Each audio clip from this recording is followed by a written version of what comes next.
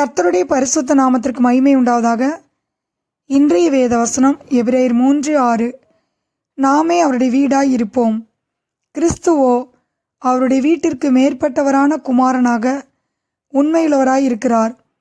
நாமும் அந்த நம்பிக்கையினாலே உண்டாகும் தைரியத்தையும் மேன்மை பாராட்டலையும் முடிவு பரியந்தம் உறுதியாய் பற்றி கொண்டிருப்போமாகில் நாமே அவருடைய வீடாய் இருப்போம். மோசே தேவனுடைய வீட்டில் எங்கும் உண்மையுள்ளவனாய் இருந்தான்.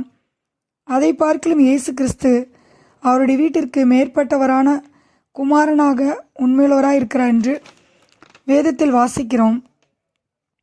இயேசு தம்மை அப்போஸ்தலராகவும் பிரதான ஆசாரியராகவும் ஏற்படுத்தின தேவனுக்கு முன்பாக உண்மையுள்ளவராய் இருக்கிறார் என்று எபிரேயர் 3:2 வாசிக்கிறோம். வீட்டை உண்டு பண்ணினவன் வீட்டை பார்க்கிலும் அதிக கனத்துக்குரியவனாய் இருக்கிறான். அதுபோல மோசையை பார்க்கிலும் இயேசு அதிக மகிமைக்கு பாத்திரராய் இருக்கிறார். நாமே தேவனுடைய வீடாய் இருக்கிறோம். நாம் அவருடைய வார்த்தைக்கு கீழ்ப்படிந்து அவருக்கு உண்மையுள்ளவர்களாய் இருப்போம். நாம் ஆரம்பத்தில் தேவன் மீது வைத்த விசுவாசத்தில் பின்வாங்கி போகாமல், எந்த சூழ்நிலையிலும் தேவனை விட்டு விலகாமல் அவருடைய வார்த்தைக்கு கீழ்ப்படிந்து அவருக்குள் உறுதியாக இருக்கும்போது நாமே தேவனுடைய வீடாக இருக்கிறோம். எபேசியர் 2:19 வாசிக்கிறோம். நீங்கள் இனி அந்நியரும் பரதேசிகளுமாயிராமல் பரிசுத்தவான்களோடே ஒரே நகரத்தாரும் தேவனுடைய வீட்டாருமாயிருந்து. வேதத்தில் நாம் பார்க்கும்போது நாம் ஒரு காலத்தில் கிறிஸ்துவின் காணியாட்சிக்கு புறமானவர்களாய் இருந்தோம். அந்நியர்களும் பரதேசிகளுமாக இருந்தோம்.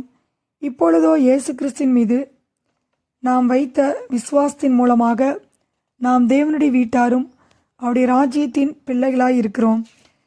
நாமே தேவனுடைய வீடென்று, நாமே தேவனுக்கு ஆலயமாய் இருக்கிறோம் என்று வேதத்தில் வாசிக்கிறோம். தேவனுடைய வீட்டை நாம் பரிசுத்தமாக வைத்து கொள்ள வேண்டும்.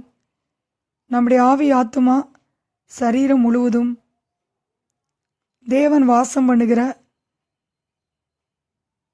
இடமாக ஆண்டவர் நம்மை மாற்றி இருக்கிறார்.